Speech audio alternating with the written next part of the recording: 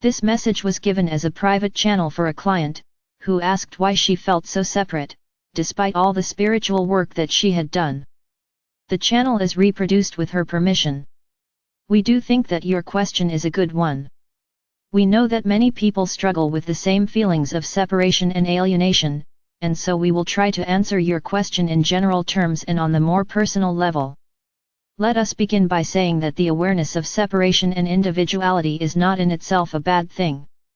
This may sound strange to you, since much of what is taught today is about the apparent need to remember that all is one. This is true. But we will say, further, that the essence of all creation is an awareness of separation and individuality that leads or returns one to the whole or the one. In other words, a mature or master being is not one that disappears into the one, for that is in effect the process of death. In life, in the process of individuation, the master soul, or master of light as we like to call them, would hold an awareness of both, the individual and the one. And so, a sense of separation and aloneness is in truth part of the full meaning of the experience of life. We feel that only when humans begin to understand this and accept this and become happy with this, that they will cease to resist it and it will become far easier to deal with. Of course, at this point in human history, the sense of aloneness and alienation is intense, for people have indeed forgotten how to create communities and flow the light of Source amongst themselves that will assist them to feel that despite their separation, they are still part of a community that is an organic whole. This is what you are now learning in this cycle, that even though you are alone, you can become part of a greater whole that will allow you to feel that sense of oneness and completion because you know that you are indeed part of something that is far greater than you yourself. And so, as people learn how to function once again in communities, what we have called communities of light, then that sense of alienation and loneliness will become less and people will learn to balance the loneliness with the group energy that is the nature of Source. For, if you read all the stories of how the cosmos began, you will always find that you are told that the Source experienced intense loneliness and desired to know him or herself through the creation of life and matter. And, because all life in the cosmos springs from that Source energy, the feeling of loneliness and the desire to explore the self through your creations and your relationships with others is intense and a part of who you are. In fact, the more spiritually evolved you become, the more intense becomes these feelings of loneliness and separation, as you fully enter into God or Source consciousness. Now, most evolved beings have taken the next step into bliss and allowed themselves to be at one with the One in its state of unity and completeness. But this is a temporary state, and in order to function on the material plane and to carry out your work as souls who are undertaking the exploring and creating for Source, you need to step back into that separation from Source and into self. Now, as we mentioned earlier, a true master of light or a warrior of light is able to live in that space between separation and unity, and to hold the awareness of the one with the other. So, we would say, do not feel that you have failed because you still hold that feeling of separation.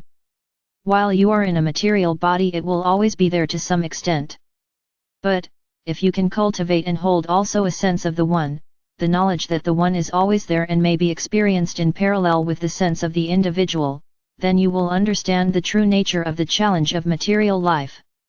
And, as we have said, the closer you become to God or Source consciousness, the more intense the aloneness will become. For it is at the moment of intense aloneness that the Source moved into the act of creation and brought forth life. So, in your own role as emissaries of the Source or Creator, it is your own God or Source energy that is being felt as aloneness and separation, and that will motivate you to create and relate with others in the ongoing dance of life that is the Source's way of releasing its aloneness and exploring the full potential of its being as a creator. And, we would say, that the whole purpose of your spiritual evolution as souls is to reach a point within that consciousness when the two may be held as one completely. Well, because this is the purpose of your evolution, it is the goal towards which you all strive, without understanding fully that you must of necessity learn to be with the aloneness and the separation before you can blend it with the Source or God consciousness. When you, as a species, cease to resist the aloneness, you will find ways of creating the oneness that you seek as the goal of your evolution.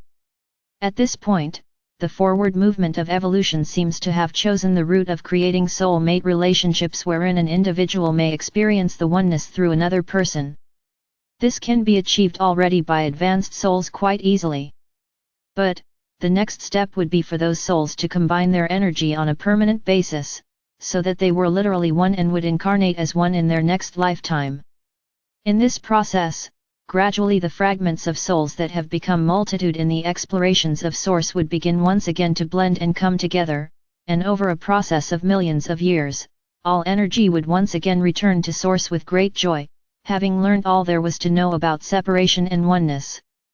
But for now, you are still in the process of learning and exploring, and you are still learning how to hold your aloneness in balance with the sense of fullness that comes from the unity with the One. And you are learning to do this as a species so that eventually you might all ascend into the light of Source as one. But, as we have said, this is many millions of years in the future, and for now there is much work and play as you explore the cycles of existence and what might be and what could be created. This present cycle of ascension is about becoming a master of light so that you may hold the awareness of separation with the awareness of the One and combine them into the mastery of the warrior of light. It is only with this balanced sense of I and we that you can create a peaceful and loving society that balances the needs of the individual with the needs of the group or community. And where the needs of the one are the same as the needs of the other, there is no difference because all are one. The ancient Egyptians called this the idea of the one and the many, and saw it as a dialectic or flow, rather than a conflict or duality. The person moves fluidly from a conscious of the self or many individuals to a consciousness of the one or the source energy that flows through all things. For they are one, and aloneness and fullness are but aspects of the one experience, and can be experienced at different times along the continuum of experience. The emphasis on duality in your society has led you to value the one state over the many state.